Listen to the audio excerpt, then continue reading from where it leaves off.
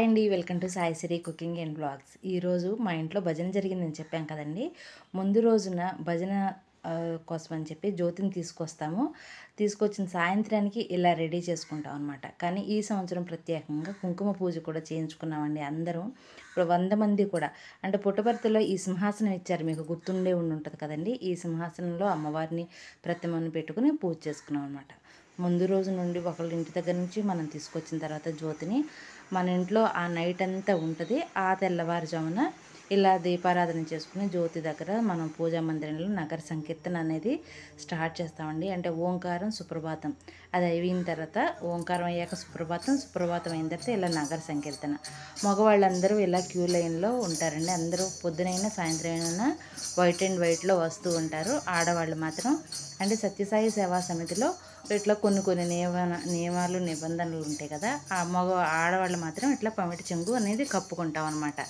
ఈ విధంగా నగర సంకీర్తన అయిన తర్వాత ఇంటికి వచ్చిన తర్వాత హారతి ఉంటుంది. హారతి అయిపోగానే మనకి ఇష్టమైతే కాఫీ టీ ఏదైనా ఇచ్చుకుని వచ్చిన వాళ్ళకి మర్యాద చేసుకుంటామండి. స్వామివారికి మాత్రం ఓంకారం సుప్రభాతం నగర సంకీర్తన ఇంతటితో కంప్లీట్ అయింది. ఇది అయిన తర్వాత మేమందరం కూడా హారతి తీసుకుని వీళ్ళందరూ వెళ్ళిపోయిన తర్వాత మళ్ళీ మేము పూజ అనేది అష్టోత్తరంతో పాదుకాభిషేకం చేసుకున్నామండి.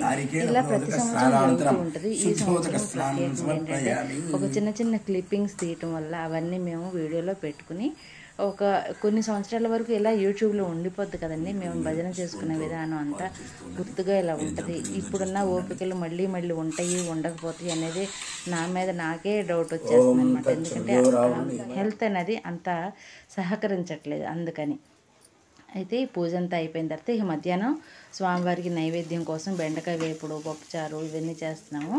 కొంచెం గారెలు పూర్ణాలకు అని చెప్పి అన్నీ రెడీ చేస్తున్నాను అనమాట. సాయంత్రం ప్రసాదానికి మాత్రం నాకు తెలిసిన వాళ్ళు అనమాట, అంకమ్మ అని. తెలిసిన వాళ్ళు అంటే చెల్లితో సమానం అన్నట్లు. తను ఇప్పుడు ఫోన్ చేసినా ఇట్లా వస్తుందండి. తనతో పాటు పద్మ గారని ఇంకో ఫ్రెండ్ ఉంది, తను కూడా తీసుకొచ్చింది. ఇద్దరం కలిసి, అంటే తను నేను ఇంకా మా అమ్మ ఎవరిని చేయగలిగిన పనులు వాళ్ళు చేస్తూ ఇలా వంట అనేది చేస్తున్నాండి. మధ్యాహ్నం పులిహోర కోసం అని తను రైస్ కూడా ఉంటుంది, అంకమేమో గారెలు పూర్ణాలు తను వేస్తుంది. ఒక పక్కన పులుసు కోసం పులుసు అంతా పిసికి సెట్ పెట్టేసాము. ఇలా జరుగుతూ ఉన్నాయండి. ఆ స్వామివారికి మాత్రం మాకు మనస్ఫూర్తిగా గారెలు పూర్ణాలు, కొంచెం బెండకాయ వేపుడు, పప్పుచారు, ఇంకా వేపుడు కూరలోనేమో కొంచెం కొబ్బరి వేసేసి కొబ్బరి పచ్చడి, ఇట్లా రకరకాలు మేము చేయగలిగిన వరకు చేసుకున్నామండి. కొంచెం పులిహోర కూడా చేసాము. ఇదంతా మేము స్వామివారికి నైవేద్యం పెట్టి మేము భోజనం చేసి సర్దేసరికి మళ్ళీ ఈవినింగ్ టైం అయిపోయింది. ఇక్కడ కనిపిస్తుంది కదా పూల దండలు పట్టుకుని, తన రాజేశ్వరి అండి, మా ఫ్రెండ్ అనమాట. ఎవరు పిలిచినా అమ్మ నేను చేసుకోలేకపోతున్నాను, కొంచెం డెకరేషన్ చేసి పెట్టి తల్లి అంటే చాలండి, స్వామి సేవగా భావించి తను వచ్చి చక్కగా రెడీ చేసేస్తుందండి. సాయంత్రానికి ఇలా కుంకుమ పూజతోటి స్టార్ట్ అయిందండి. ఇక్కడ నుండి మేము భజన ఇదిలో పడిపోయి వీడియో తీయటం అనేది మర్చిపోయాం. ఎవరో తీసిన వీడియోస్ని ఇట్లా ఉన్నాయి అని చెప్పుకోవడానికి కూడా లేదంట. లాస్ట్లో పద్మ గారు వీడియో తీశారు. ఆ వీడియోనే నేను ఇప్పుడు మీతో షేర్ చేస్తున్నానండి. అందరూ వెళ్ళిపోయిన తర్వాత స్వామివారు అంటే వాళ్ళకి కొంచెం కేసరిను పులిహోర ప్రసాదంగా ఇచ్చాము వచ్చిన వారందరికీను.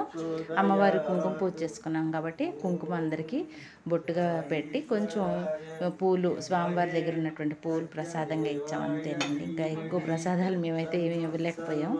ఉన్న వాళ్ళం మాత్రం మా నాన్న ఒకటి, నేను, మా వారు, అక్కడ ఉన్న చిన్న పాపాయి మాత్రం కొబ్బరికాయలు కొట్టాం అనమాట. మా ఇంట్లో జరిగినటువంటి భజన మాత్రం ఇదండి. ఇక్కడి నుంచి భజన అయిపోయిన తర్వాత అందరూ ఎవరింటికి వాళ్ళు వెళ్ళిపోయాక మళ్ళీ జ్యోతిని బుధవారం అయితే కనుక మందిరానికి అప్పచెప్తామండి. తీసుకెళ్ళి మందిరంలో పెట్టేసి వస్తాము. అక్కడ మళ్ళీ రేపటికి కార్యక్రమాలకి అక్కడ కూడా అట్లా రెడీ అవుతాయి. లేదు బుధవారం కాదు అనుకుంటే కనుక ఇంకా వేరే వారాలు అయితే కనుక వాళ్ళు, అంటే మేము రేపు వద్దున వేరే వాళ్ళ భజన అయితే వాళ్ళు వచ్చి జ్యోతిని స్వామివారి పాదుకల్ని తీసుకెళ్తారు.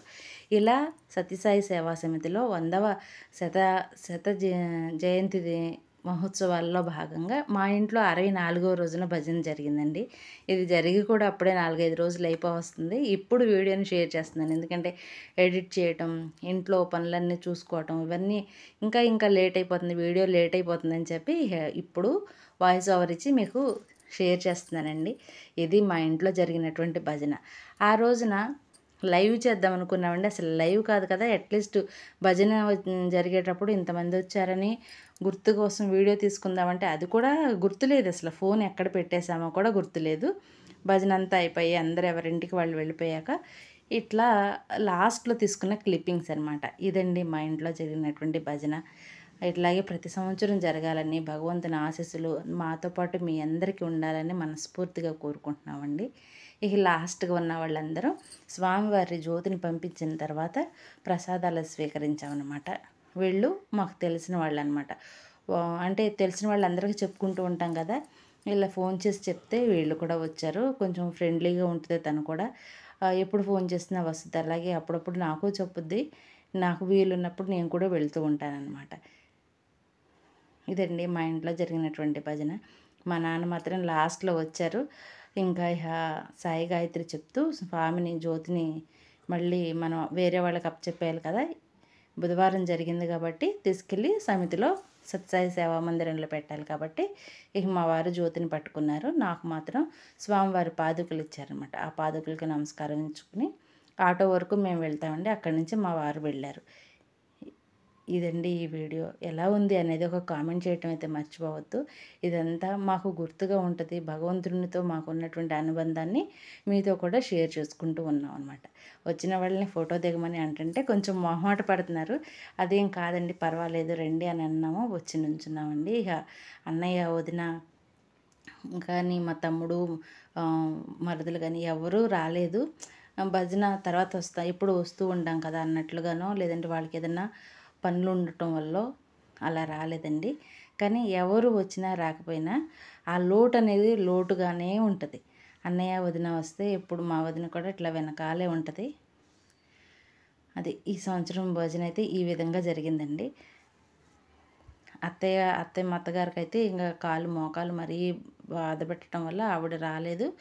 ఇక ఆవిడ వేరే ఊర్లో ఉంటుంది, పైగా హైదరాబాద్లో, దాని మూలన రాలేదన్నమాట. ఆటోని మా బాబు పిలుచుకొచ్చినట్లున్నాడు. ఇక అది కింద వెయిట్ చేస్తుంది అని మా చిన్నవాడు స్వామివారి పాదుకలను పుచ్చుకొని వాళ్ళ నాన్నగారు వెనకాలే వెళ్ళాడండి. ఆటోలో ఇద్దరు కలిసి వెళ్ళి మందిరంలో పెట్టేసి వచ్చారనమాట. ఇదండి ఈ సంవత్సరం మా ఇంట్లో జరిగినటువంటి భజన. మీ ఇంట్లో ఇలాగే మంచి మంచి విషయాలు మంచి జరగాలని అందరికీ సుఖ సంతోషాలతో వర్ధిల్లాలని కోరుకుంటూ అందరికీ సాయిరాం అండి. ఇది ఇంకా ఇలాగే ప్రతి సంవత్సరం జరుగుతూ ఉంటుంది. ఈ సంవత్సరం విశేషం అనమాట. 100 సంవత్సరాలు స్వామివారి 100 సంవత్సరాల బర్త్డే కాబట్టి ఆ యొక్క వేడుకల్లో మేము కూడా ఒక పార్టిసిపేట్ అయినందుకు భగవంతుడికి శతవిధాల కోటి కోటి నమస్కారాలు తెలియపరుచుకుంటూ అందరికీ సాయిరాం. మేము ఉన్న వాళ్ళందరం ప్రసాదాలు తినేసి ఉన్నామండి. అందరికీ సాయి.